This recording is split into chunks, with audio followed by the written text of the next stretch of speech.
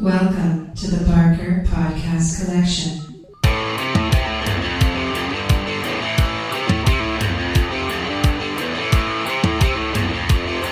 I suck, you suck, I suck at Call of Duty.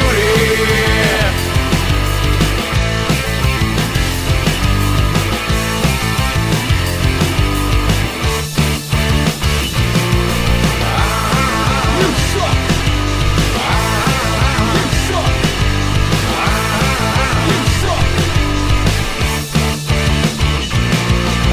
Welcome to the Not Playing Podcast. My name's Rob Howard, and this week I'm joined by Ian Bruce and Adam Scott. Hello.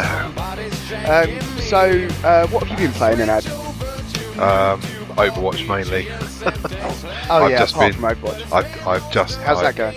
It's going pretty well. I still haven't done any competitive stuff.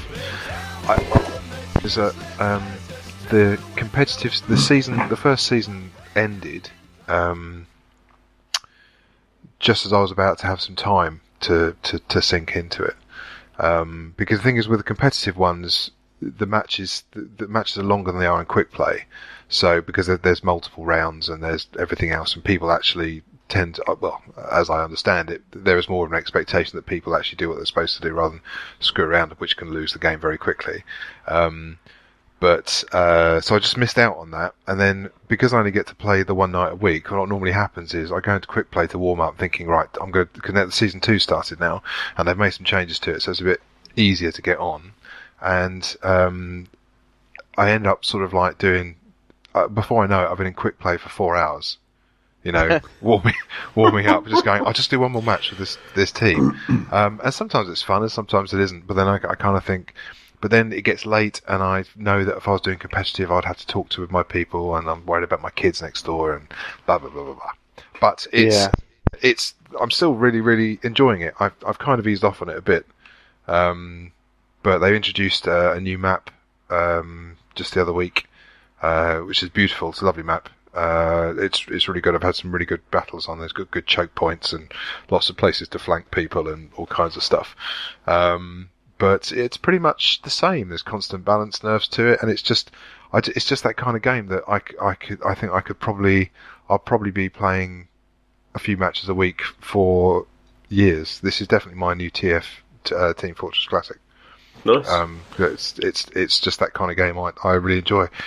I guess the only thing is, now that there is a proper competitive season going on, we're getting the situation now. When the first season started, and I played in quick play, all of a sudden it did seem a lot less toxic in the chat. Which I don't want to give the impression it's a toxic game, because it really isn't most of the time. But you do get tryhards and people, and that's fine, because everyone's level of enjoyment is different. Everyone's level of competitiveness is different, and what they consider fun is different. That's fine. But when the season 1 started, most people in quick play were there just playing for fun, but playing the game, fooling around. When the season ended, all the people that had been playing in competitive really hard said, "All right, we'll go. We've only got quick play to play in now, which is just find randoms of the same skill level mode. No, nothing really on your stats other than your personal stats. And people were just going in there just completely fucking about, like massively stacking one heroes. You have a whole team of Winstons and or versus Symmetras, and it just got really bizarre. And sometimes that's fun, but then sometimes all you want to do is you want to play the game the way it was intended to be played. By making a good composition and fighting the other team. And after you played 5 or 6 matches where half the people on your team are just all trying to learn how to Hanzo, it's fucking. And then if you make any kind of comment like, maybe we couldn't have 3 ninja snipers on the team, please. Maybe we could have a tank. I can't heal and tank at the same time. And then, oh, fuck off, man! It's only quick play. And it's like, well, I know it's not competitive, I know it doesn't mean anything, but I still want to just play the bloody game and actually have a chance of squaring off against people normally. Those kind of games which go down the wire when everyone's trying. I've got my heart beating in my chest like a squirrel in a sack. Not that I know what that feels like, but I imagine they thrash around quite hard. When you say it's competitive, yeah. Do you mean are you like trying to go up a ladder individually? It's a ladder. So you can there's a number of different modes that you can play.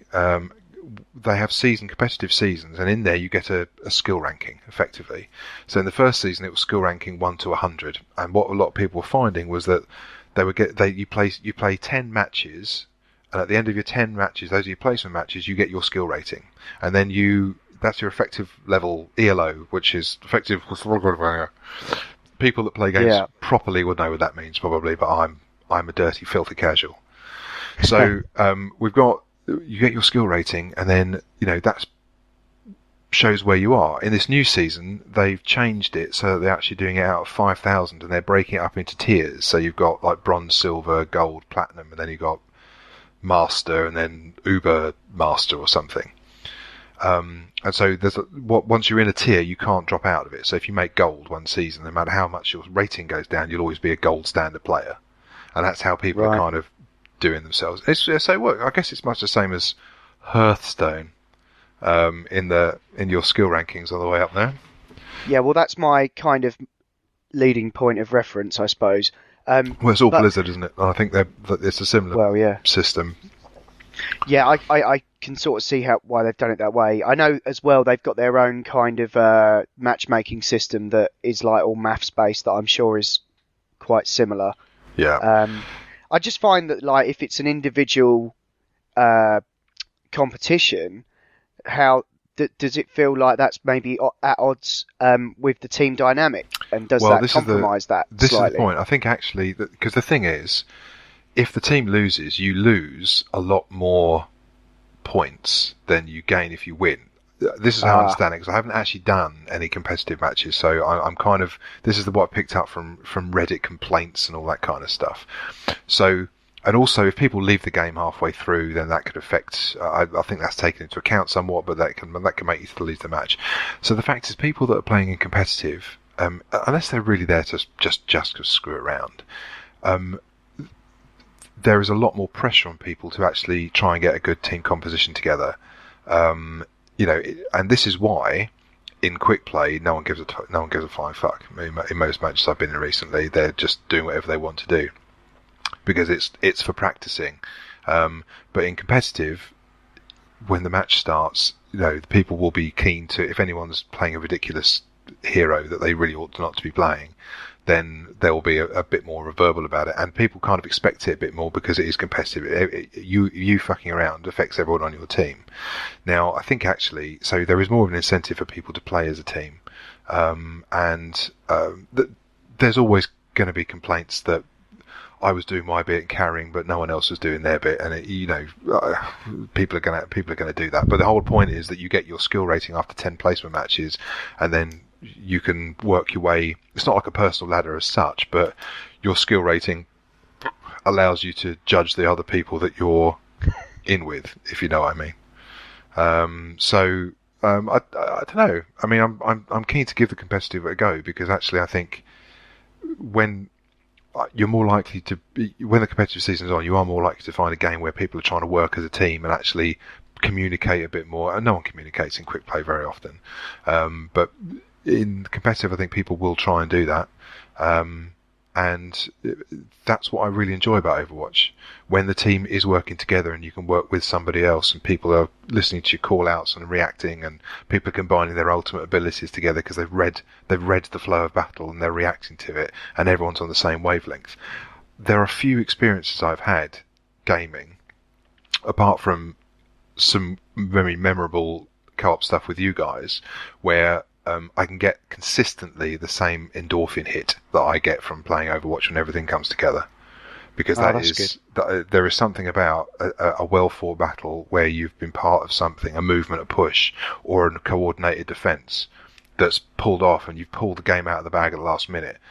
They're more satisfying than the ones where you just go in and destroy the other team in 2 minutes. That doesn't really prove anything apart from the fact that they weren't communicating, or they just didn't have their shit together and you did. But those ones where it goes down to the wire, I'm like, fucking hell, man, that is a rush. And so I'm hoping that when you play that in competitive, you get that more consistently. The flip side of that is that when you lose, there's normally, what I understand, there's a fair amount of toxic finger pointing going on about who wasn't pulling their weight. But there's been a lot of, but Blizzard won't introduce like scoreboards, so you can see people's. Because I think the problem with scoreboards is it doesn't reflect all the stuff that you can happen. Yeah, you can see your KDR on there, but and you can see the amount of healing you've done or damage blocked depending on your role. But I play Tracer. I'm not as much as I used to, but Tracer, the fast, zippy one that does time travel stuff. Oh yes. I'm not great at getting kills with Tracer, to be honest. But I'm very, very good at getting on everyone's tits in the back line. So I'm very good at getting people to chase me and ignore the front door into the objective, or try and pull people off the choke point. So I'm very good at being a nuisance and distracting people in the back line as Tracer. But that you can't really reflect that on a scoreboard. So. No. When they look at the end of the scoreboard and see that you as an offensive hero didn't get more kills than somebody else, it's like, oh man, you weren't doing your job properly. It's like, well, actually I pulled 4 people off the choke point so you could push on it actually, but never mind. I think actually I'm quite glad there isn't a scoreboard on there, because a lot of people want to compete against people on their own team and see that they're the better player. But the Blizzard are really trying to force this as being a team game. And yes, you can see how well you're doing, but we're not going to allow you a stick to beat all the other players with, which is, I think it's kind of nice for a change. Cool. So, Have you played much Overwatch, Ian, or have you bounced off it? I've certainly played stuff with Adam. What level are you now, Adam? 181. Holy fucking tits. Dedication. Did I miss the divorce? Has your wife taken the kids? You missed the week in Poland. That's what it was. Okay, gotcha. And I missed a lot of sleep. Were you a bit Awesome. Cartman? Were you a bit Cartman in WoW? Is that what it was? I guess so. I was. Okay. I had bags Just sitting under there my in your eyes. own excrement. I had bags under my eyes you could fall asleep in. Ah, It's a hammock. okay, cool. That's good. Yeah, but the thing is, it's not that easy. You just play it. I mean, it's not like a massive grind, Sure. Yeah. I've seen people 400 or 500 level. That's like 4 stars under their name. It's fucking bonkers. Well, good for them. I hope they use that to. No, I'm not gonna say that. Good luck with those exams, mate. Hope that degree pulls through. Yes. I played some with Adam. I really, really like it, but it doesn't really tick my box for. It doesn't tick my box in the same way that other games that I have played does. I think it is a perfect game, and I perfectly understand why Adam is, I don't know, wasting his life in there all these hours. But I think I don't have the patience for that type of game anymore. I know BF4 is a bit like that, but for the same reason that I don't want to, especially with the characters in Overwatch. I cannot be asked to understand the intricacies of the characters. What I want is a game what I prefer is a game where we're all equal apart from the gun you have and the fact that you probably know the map or not. But apart from that, anybody can shoot anybody. Yeah. And I know if I played it for long enough, I would get up to speed with the different characters and their abilities and how one will be better against another. But that's not really a thing for me. That's a degree of RPG that I would generally just click through on an RPG. Right. The games that I've played, I've enjoyed, so I think there's probably value in. I don't think you need to know that to have a good time, but I think as the player base becomes more progressed, there might be some more. The vocality with express and disgust at my particular choice of using Bastion again, for example, might not be as well received as I would expect. And if I want to play that, I'd like to play that. I know it's a team thing and we should be working together, but if there's no comms and nobody's working together, or if there's comms on Skype or one of the other things and they're all playing as a unit, well, tell me that you're on there and I'll join you. Maybe we can do some stuff like that. I've certainly done PlanetSide like that, join other people's team speaks to get team stuff going. There's other things I want to play. Yeah, that's the thing with Blizzard games in general is that they're very sticky. They're very good. And there's just so much there to grab you, and it's if you let it, then it certainly will. But otherwise, it's very easy to look at it as a bottomless pit of awesome that you're never going to get away exactly. from. I think we've spoken about this. I think we've spoken about this before. I think probably the last time you and I were playing, Adam. Yeah. and I really liked it then. But I think what I needed to do was carry on playing it, and then I would have been more drawn into it than I have been. But I've been distracted by other stuff, and I haven't got back into it, and I don't really know when I'm going to. Right. So, I think the fact is, you've got to play what you want to play. I mean, you shouldn't be forced to play anything you don't want to. I've clearly I've played it quite a lot for me, and I'm thinking the last couple of times I've played it, I have had less. I guess it's harder, as it is with any addiction. It's harder and harder to get the same level of high out of the game. Yeah. I think I'm probably going to maybe just leave it for a bit. I'll play maybe once or twice during a lunch break or something, and then do something else. Yeah, well, that's kind of how I'm playing Hearthstone. Sorry, I'm trying to segue my way in there. Because they recently put out a new expansion called One Night in Karazhan. They released their usual... It's like a solo adventure, and there's 4 wings to it, and each one of them is... I think it's like £7 or... No, it's 700 gold or £4 or something like that. But anyway, I had enough gold because I play it like every day. I had enough gold to just unlock it over the 4 weeks it was coming out. So I've done all that, and I've got all the new cards. And I thought I'd mix it up, actually, because I've been playing like a patron warrior, whose gimmick is basically there's this patron card, and if it gets damaged, it replicates itself. So you just basically... The whole game revolves around you trying to do small amounts of damage to your units, which gives you these huge combo bonuses. And it's really rewarding way to play. They've tried to nerf it, but it's still pretty good. It's still in there. But I just thought I'd spend a bit more attention looking at like some of the sites out there. I think there's Metabomb is one, Half Pwn is another, and they basically do sort of news articles saying this is a good deck that's competitive now. So I've gone over to Dragon Priest, which was cool. I had enough of the dust or whatever to make some of the cooler dragon cards that are quite tough and competitive. And also there's a couple of new cards that came in the new expansion that basically allow you... There's like a discovery mechanic that's happened over the last few expansions where you can play a card and it will give you a choice of 3 randomly selected. But some of that, they include legendaries, so you can, even though I haven't got quite all the cards I need to make up this competitive deck, I'm able to use that discovery mechanic to kind of give myself the edge. So it doesn't require quite as much of an investment. I don't feel like I'm at as much of a disadvantage as those guys who have like been playing since the beginning. So it's pretty cool. I'm currently at rank 17, and I'm getting the hang of how to play this deck. I mean, it's obviously very different to the warrior one. And I'm having a lot more fun with it. It's, I feel like that's kind of the way you have to go, because I was kind of convinced at first that I needed to just like focus my limited amount of time that I play it on the one deck, but I feel like you kind of have to be a bit more interested than that, and a bit more, you need to keep on top of the curve, as it were. I'm also finding that I'm able to get around the 4G restrictions on my train journey. I sort of know when I can start a game before it shits out, and so I've been getting a few more games in that way. And yeah, I'm really enjoying it.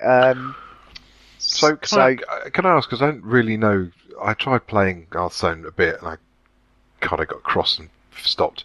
But I don't play a lot of these card games. I thought the idea was you sort of collected random cards and you built your own deck. But you're saying I'm using this deck now, which everyone else appears to be working, because it seems to be in the meta that you use that. Yeah, I guess that you can, if you have the patience, experiment with decks, swap cards in and out. But there's hundreds of them, right. And like there are the 9 classes, but kind of over time there have been there's like a meta version of that. So Dragon Priest is one, because there are loads of dragon cards that are like, well, they're not necessarily dragons, but they'll be like, if you have a dragon on your in your deck or in your hand, it does this and changes, beefs it up, gives it like, there's massive amounts of synergies, and there's some very cool cards in the new deck. It's just an awful lot to take in, and like you've got the guys on YouTube and stuff that are like figuring it all out, you know, and if you watch those YouTube channels, then I guess you'll have the edge perhaps. Certainly, if you want to get above rank 15, which is the highest I've ever got. But yeah, it's a proper ladder. Like you win 2 games, you'll lose 1. You'll win 2 games. If you get 3 wins in a row, you get an extra star, which pushes you up a bit higher. Yeah.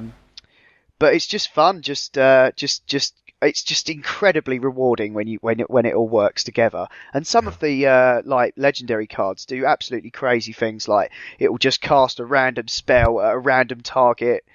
Like when people have just sort of like given up, and they're like, well, let's see what happens if this happens. And you enjoy it as you learn the cards more and what people are playing, and you learn what all the different classes do. It's really quite good. And I never had time for it until the iPhone app came out. But now I just play it all the time. It's awesome. Fair enough. It's great little lunchtime fix. Yeah. So that's Hearthstone, and interested to see where they take that next. This has been the Not Playing Podcast in partnership with notlistening.co.uk, where you can also hear myself and Ian talk about movies and TV on the Not Watching Podcast, and Adam, Ash and Will talk about all manner of funny things on the Not Listening Podcast. Not this one. I thought I'd get that in. Oh, yeah, not this one. Not Funny, that Adam, one. not Definitely Adam. not. I wouldn't want there to be any confusion. Yeah. People being disappointed. They put out a new episode. I think it was Monday. So yeah, they're back in the game. Hurrah. You can email us at notplayingpodcast@gmail.com, or you can tweet at or follow us on Twitter at notplayingpod. You can find the show notes for this show at notlistening.co.uk, and if you're listening to us on iTunes, please do give us a review. Anyway, that's all for now. Thanks for listening. See ya. No booty, my friend, I'm inclined to agree, 'cause I suck at Call of Duty. There's no hope for me. I suck at Call of Duty. I suck at Call of Duty. There's no hope for me. I suck at Call of Duty.